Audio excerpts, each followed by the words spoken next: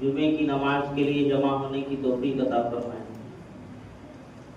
और मजीद करम यह हुआ कि अल्लाह तबारक व तआला ने हम सभी को कुछ कहने सुनने की तौफीक नसीब फरमाई। पिछले जुमा मैंने शराब नोशी के ऊपर, नशाखोरी के ऊपर गुफ्तगू किया था कि अल्लाह तबारक व तआला ने शराब के हुर्मत के साथ साथ 4 चीजों को भी हराम करार दिया था, मैसिर, अंसाब और अजलाम। आज गुफ्तगू की जाएगी मैसिर, जुआ। जुआ के और भी 2 लफ्ज आते हैं। एक कुरान करीम के अंदर अल्लाह तबारक व तआला ने मैसिर कहा और एक कुमार, ये भी जुआ का एक नाम है, कुमार।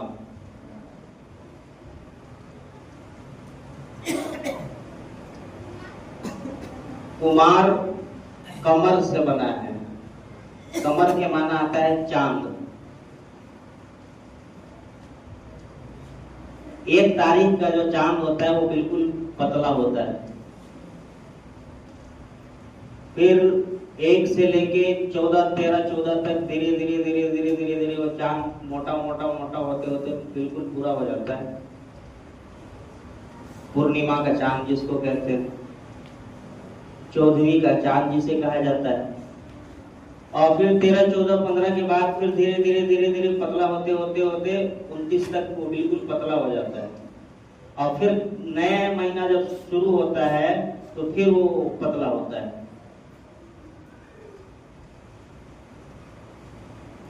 कुमार जो है ये कमर से बना जुआ।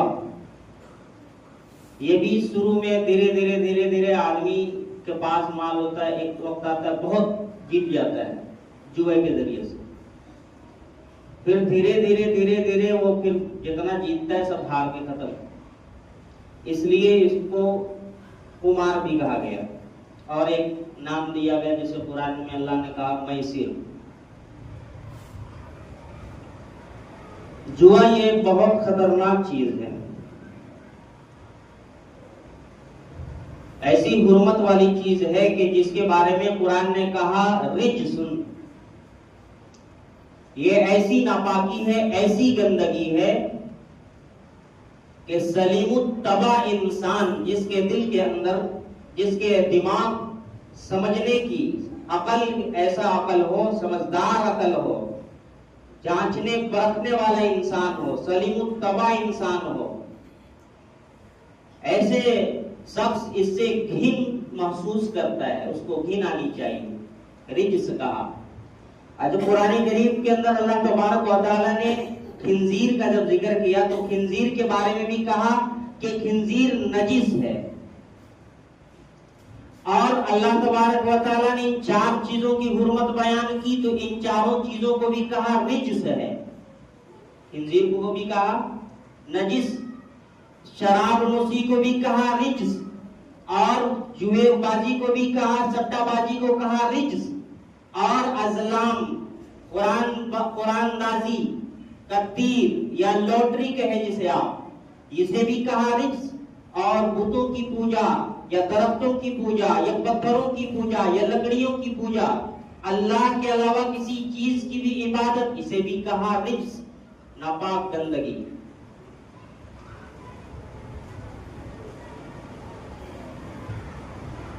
हुजूर अकरम सल्लल्लाहु अलैहि वसल्लम का इरशाद है कि अल्लाह के रसूल सल्लल्लाहु अलैहि वसल्लम ने इरशाद फरमाया कि अगर कोई शख्स जुआ खेलता है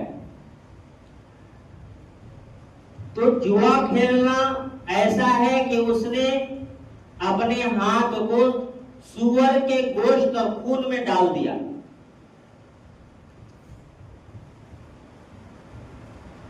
और एक जगह और इरशाद फरमाया अल्लाह के रसूल सल्लल्लाहु अलैहि वसल्लम ने कि जिन चीजों से, जिन आलात से, जिन चीजों से जुआ खेली जाती है, चाहे वो ताश के पत्ते हों। अब तो लूडो को लोग पहले टाइम पास के लिए खेला करते थे, मोबाइल का जमाना नहीं था। लूडो, कैरम बोर्ड, शतरंज, इन चीजों को टाइम पास करने के लिए लोग खेला करते थे। मोबाइल का जमाना था नहीं, टीवी का जमाना था नहीं, तो लोग टाइम पास करने के लिए 4-5 लोग एक जगह जमा होकर इकट्ठे बैठकर लूडो खेलते, अपने वक्त को बर्बाद करते, टाइम पास करते थे। अब लूडो का इस्तेमाल जुए के लिए होने लगा, कैरम बोर्ड का इस्तेमाल जुए के लिए होने लगा, शतरंज का इस्तेमाल जुए के लिए तो शुरू से ही है। अल्लाह के रसूल सल्लल्लाहु अलैहि वसल्लम का इरशाद है कि जुए की जो आलात हैं, जिन चीजों से जुआ खेली जाती है, चाहे वो लूडो का गेट गोटी हो या लूडो का कापी हो या ताश के 52 पत्ते हो, चाहे शतरंज के खेल हो, उसके हीर और रांझा और क्या सिपाही और वजीर क्या क्या होते हैं, अगर कोई इन चीजों को भी हाथ डालता है, लगाता है, तो गोया कि वो खिंजीर के गोश्त और खून को अपने हाथ पे लगाता है। इसीलिए अल्लाह तबारक व तआला ने जब खिंजीर की हुर्मत बयान की है, खिंजीर के हक को हराम करार दिया है, खिंजीर का बयान जब कुरान करीम के अंदर इरशाद फरमाया तो कहा कि खिंजीर नजिस है, नजिसुल आइन। और जब इन 4 चीजों की हुर्मत के बयान अल्लाह तबारक व तआला ने कुरान करीम के अंदर इरशाद फरमाया, या अय्युहल्लज़ीना आमनू इन्नमा खम्रु वल मैसिर वल अंसाब वल अज़लाम रिज्सुन, कि ये भी उसी तरह नापाक है, गंदगी है, ऐसी गंदगी जिससे सलीम तबा इंसान को घिन आनी चाहिए और इससे परहेज करना चाहिए, इससे बचना चाहिए। जुआ से भी, शराब से भी और लॉटरी से भी और अल्लाह के अलावा किसी और चीज की परस्तिश से भी, पूजा से भी।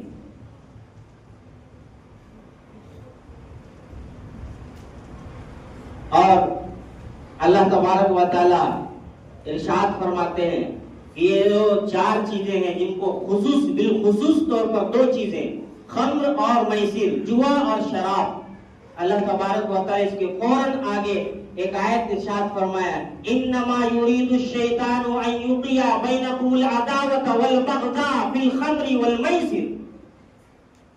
ये जो जुआ और शराब है, शैतान तो चाहता है कि तुम्हारे दिलों के अंदर अदावत पैदा करे, तुम्हें आपस में लड़ाए भिड़ाए, फसाद बर्पा करे। किसके जरिए से? फिल खम्रि वल मैसिर, शराब के जरिए से और जुए के जरिए से। जब आदमी शराब पीता है, नशा करता है, तो उसकी अकल मगलूब हो जाती है, खत्म, होश और हवास खत्म, तमीज नाम की चीज नहीं। जिन चीजों को अल्लाह तबारक व तआला ने, जिन रिश्तों को हमेशा के लिए हराम करार दिया, उसकी तमीज बिल्कुल खत्म नहीं होती। वो बेहया हो जाता, बेगैरत हो जाता, उसकी अकलें मारी जाती, तो वो ऐसी कारनामे अंजाम देता है कि लड़ाई झगड़े का वो जरिया बनता है, क्योंकि अकल मगलूब हो जाती है। जुआ में अकल मगलूब तो नहीं होती है, लेकिन जुए की वजह से जो इंसान जुए में हार जाता है, उसके दिल के अंदर जीतने वाले के खिलाफ दिल के अंदर अदावत और नफरत पैदा हो जाती है। इसीलिए दोनों को कहा कि ये नजिस है और मिन अमल शैतान, ये शैतान का काम है, और शैतान इन दोनों चीजों के जरिए से तुम्हारे दिलों के अंदर आपसी अदावत को, मतभेद को, नफरत को पैदा करता है। इसलिए फजतनीबूहु, बचो इससे, और जब बचोगे तो क्या होगे? तुफ्लिहून, तुम कामयाब होगे। कोई जुआ खेल के मालदार बन जाए आरजी तौर पर, अल्लाह तबारक व तआला के नजदीक वो कामयाब नहीं हुआ। कामयाब कब होगा? फजतनीबूहु, जब इन चीजों से बचेगा तब कामयाब होगा। और फिर इसी सिलसिले में अल्लाह तबारक व तआला ने आगे आयत में इरशाद फरमाया कि अल्लाह के जो रसूल हैं, उनका जो काम था इन 4 चीजों से आगाह कर देना, खबर कर देना, बता देना, उन्होंने बता दिया। अब तुम्हारी मर्जी है कि तुम इन चीजों से बचो, बचना है बचो, नहीं बचना है मत बचो, मरने के बाद मेरे पास आना है, उस वक्त हम तुम्हें देख लेंगे।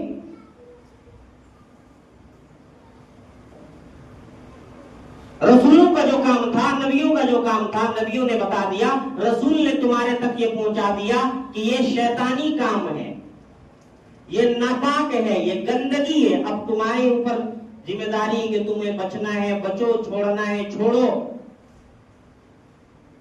नहीं छोड़ना है मत छोड़ो। इससे रसूल का कुछ बिगड़ने वाला नहीं है। उनका काम था पैगाम तुम तक पहुंचा देना, पहुंचा दिया।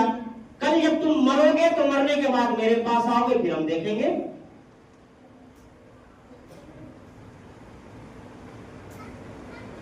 किताबों के अंदर लिखा है कि अगर कोई आदमी जुआ खेलता है, जुआ, और जुआ इस बुनियाद पर खेलता है कि जुआ को नाजायज समझकर जुआ खेलता है कि ये काम जो कर रहे हैं, ये जो खेल खेल रही है नाजायज है, हराम है,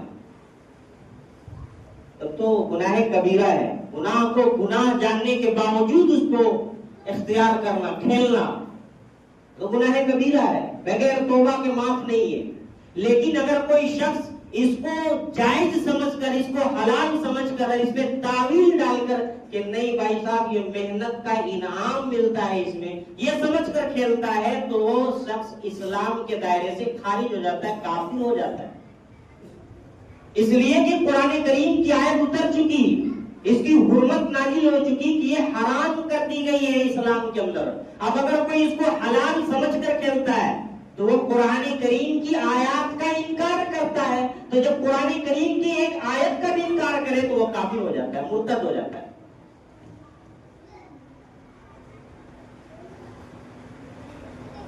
जो हमारे माशरे के अंदर जुए की शक्ल बहुत ज्यादा है, बहुत आम है। कोई क्लब तो नहीं है कि जो लोग उसमें 52 पत्ती बैठ के खेले, लेकिन जुए की सिर्फ ये शक्ल नहीं है कि आदमी क्लब के अंदर जाए और वो 52 पत्ती फेंटते रहे या शतरंज खेलते रहे। जुए की बहुत सारी किस्में हैं। मेहनत का इनाम इसको ताबीर किया जाता है। देखिए, मेहनत, जो कुछ भी मेहनत होता है, मेहनत हर चीज में होता है। बगैर मेहनत का कोई चीज हासिल नहीं हो सकता है। चोरी करने के लिए भी चोर रात की तारीकी मुड़ता है, मेहनत किए बगैर चोरी नहीं करता है। कोई घर का आदमी उसके लिए ये सामान बाहर डाल नहीं देता, आएगा फला चोर और उठा के लेके जाएगा। उसको ताला तोड़ना पड़ता है, उसको निगरानी रखनी पड़ती है चारों तरफ कि कोई हमें देख तो नहीं रहा है। और चोरी करने के बाद माल को ठिकाना कहाँ लगाना है उसके लिए भी मेहनत करता है। बगैर मेहनत के चोर भी चोरी नहीं कर सकता है। तो हर मेहनत किया हुआ चीज का फल इनाम के तौर पर माना जाए, ऐसा नहीं होता है।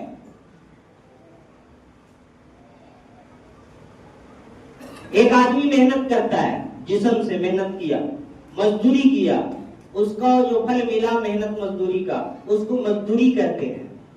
एक आदमी मेहनत भी किया, उसने पैसा भी लगाया, उसको बिजनेस कहते हैं, कारोबार कहते हैं, तिजारत कहते हैं। एक आदमी मेहनत भी कर रहा है, पैसा भी लगा रहा है, लेकिन उसमें रिस्क है। हो सकता है ये पैसा डूब जाएगा, हो सकता है पैसा आ जाएगा, इसको जुआ कहते हैं। और हर शरीयत ने उन तमाम खरीदो फरोख्त, वो तमाम बिजनेस, वो तमाम कारोबार, वो तमाम चीजों को, लेन देन को जिसके अंदर मेहनत लगे, पैसा लगे और उसके अंदर रिस्क हो, उन चीजों को हराम करार दिया है।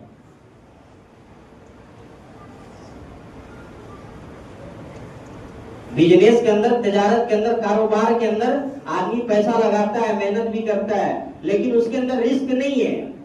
कोई आदमी दुकानदार है, कोई तिजारत करने वाला है, उसका पास माल है, तो हम जब उसके पास जा रहे हैं तो उसके माल को देखकर हम उसके से सौदा कर रहे हैं।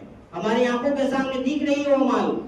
हम 10 आदमी से पूछेंगे कि ये माल लेना कैसा है, इसका क्वालिटी क्या है, इसका ब्रांड क्या है, इसका वैल्यू क्या है, तब हम जाकर उसको खरीदेंगे।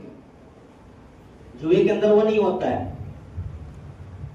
मेहनत भी होता है, पैसा भी लगता है, लेकिन रिस्क होता है। कब इसमें मेहनत तो कर रहे हैं, पैसे लगा रहे हैं, लेकिन ये निकलेगा कि नहीं निकलेगा कोई गारंटी नहीं है। यही गारंटी नहीं होने वाला रिस्क वाला चीज हर वो कारोबार जुए के अंदर दाखिल होता है। चाहे फिर वो नेटवर्क मार्केटिंग हो, चाहे फिर वो आजकल अभी चला है ना क्रिकेट का टूर्नामेंट, फुटबॉल का टूर्नामेंट, खस्सी टूर्नामेंट, मुर्गी टूर्नामेंट, सब जुए के अंदर दाखिल है। जुआ कहा ही जाता है उसमें जिसमें रिस्क हो। जब बात चली टूर्नामेंट की, तो टूर्नामेंट की शक्लें हम बता देते, एक किस सूरत में हलाल है। हमारे समाज में, मुआशरे के अंदर टूर्नामेंट होते हैं, हर जगह, हर गांव के अंदर टूर्नामेंट होते हैं। फुटबॉल का हो, क्रिकेट का हो, बैडमिंटन का हो, वॉलीबॉल का हो, खेल कोई सा भी हो, शरीयत की निगाह में अगर वो खेल इन शर्तों के साथ खेली जाए तो वो जायज है। क्या क्या शर्तें हैं?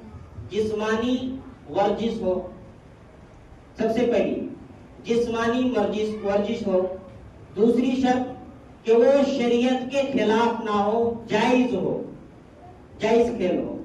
तीसरी शर्त ये है कि उन खेलों के अंदर कोई काम शरीयत के उमूर के खिलाफ ना हो, गाना बजाना, नाच गाना, डेग डाक, वो चीजें ना हो। अगर इस तरह की कोई खेल हो तो उन खेलों को खेलना जायज है। चाहे फिर वो फुटबॉल हो, चाहे वो क्रिकेट हो, चाहे कोई लूडो ही खेले, चाहे वो कैरम ही खेले, अगर शरीयत की हुदूद के मुताबिक रहकर अगर वो खेल खेलता है तो फिर ये खेल जायज है। कोई टाइम पास करने के लिए लूडो खेल रहा है, कोई टाइम पास करने के लिए कैरम खेल रहा है, तो शरीयत उसको नाजायज नहीं कहती है। अगर उस खेल के अंदर वो शराइत रखता है तो शरीयत उसको कहती है जुआ है। टूर्नामेंट का जो शक्ल है हमारे यहाँ कि एक कमेटी होती है जो टूर्नामेंट कराती है, और जो भी टीम आता है टूर्नामेंट में शरीक होने के लिए वो फीस जमा करती है, और वही फीस से टूर्नामेंट कमेटी अपने टूर्नामेंट के अखराजात को निकालती है, खर्चों को निकालती है। क्या क्या खर्चे होते हैं? जो खेल खेला जा रहा है, मसलन फुटबॉल, तो फुटबॉल खेलने के लिए तो फुटबॉल तो होना चाहिए ना, तो वही टीमों के पैसों से फुटबॉल खरीद लिया। रेफरी जो खिला रहा है उसको खर्चा दिया, या उसमें जो टेंट लग रहा है, जो कुर्सियां लग रही है, जो नाश्ता पानी लाया जा रहा है, वो सब उन्हीं टीमों के फीस से वसूल किया जा रहा है, हासिल किया जा रहा है। और फिर अगर कोई पैसा बच रहा है तो उससे बतौर इनाम को जीतने वाली टीम को दिया जा रहा है। ये शर्त अगर हो तो ये चीज है हराम, जुआ, कुमार।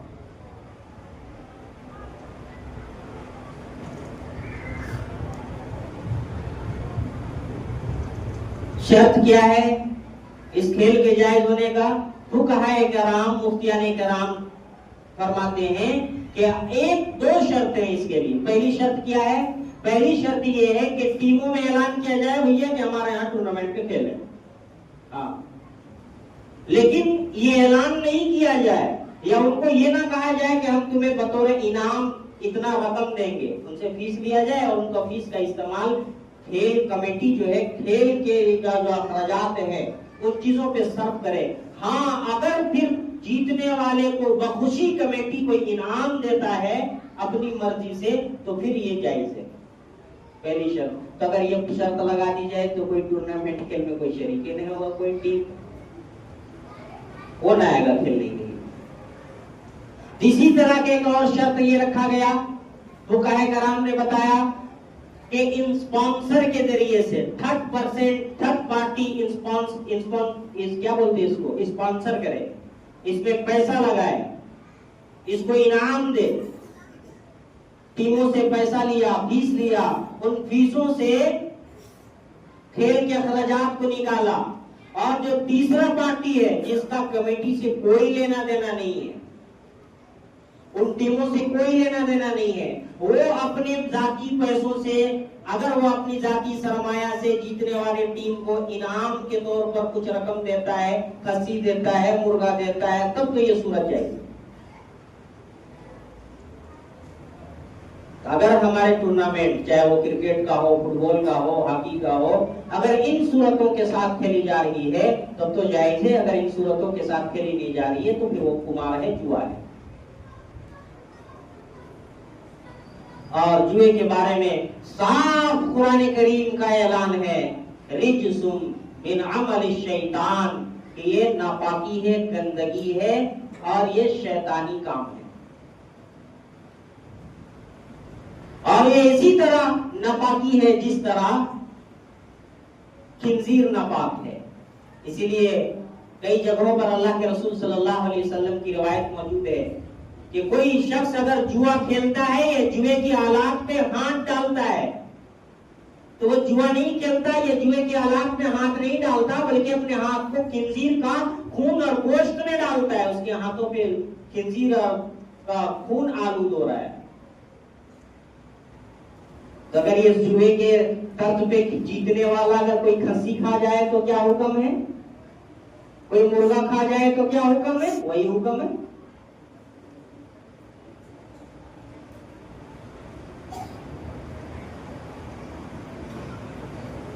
और इसी हमसे कोई नाराज ना हो, यहाँ कमेटी अगर बैठी हो टूर्नामेंट के, कल से मैच है और आज मौलवी साहब ऐलान कर दिए। देखिए, हमने कुरान करीम की आयत के हवाले से बयान किया। कुरान करीम के इसी आयत के तीसरे आयत के अंदर अल्लाह तबारक व तआला इरशाद फरमा रहे हैं कि रसूल का काम है पैगाम पहुंचा देना, तुम्हारा काम है मानना नहीं मानना। मानो तुम्हारे लिए बेहतरी, ना मानो आओ मरने के बाद हम इंतजार कर रहे हैं।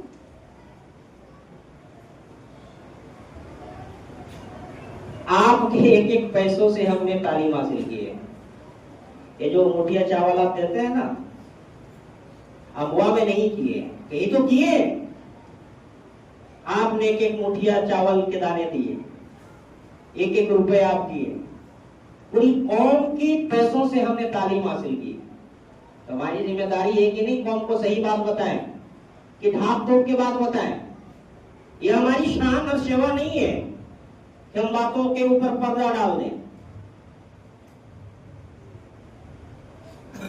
हमारी पहचान और हमारी तालीम ही इसी बुनियाद पर है। जाल हक व ज़हक़ल बातिल इन्नल बातिल कान ज़हूक़ा, कि हक को गालिब करना है, बातिल को मगलूब करना है। हमारा जो काम है, अगर आपने आपके सरमायों से अगर हमने तालीम हासिल की है, तो अगर हम आपके पास हकाइक को नहीं पहुंचाए, हक बात को बयान नहीं करें, तो ये आपकी अमानत में हमारे लिए खयानत करना है। और कल क़यामत के दिन अल्लाह तबारक व तआला हमें उल्टा लटका कर मारेंगे। आपको तो कम मारेंगे, ज्यादा हमें मारेंगे। इसलिए हमें ज्यादा मारेंगे कि हमने पूरे कुरान की तशरीहात को पढ़ा, कुरान की तफासीर को पढ़ा, सहाय सिक्का पढ़ा और आपके पैसों से पढ़ा, और फिर हमने आपको सही बातें नहीं बताई, इसलिए ज्यादा हमको मारेंगे। तो हमको तो मार खाने से डर है, इसीलिए हम हकाइक को बयान किए। अल्लाह तबारक व तआला हम सभी लोगों को कहने सुनने से ज्यादा अमल की तौफीक अता फरमाए, सुन्नतों से फारिग हो जाए।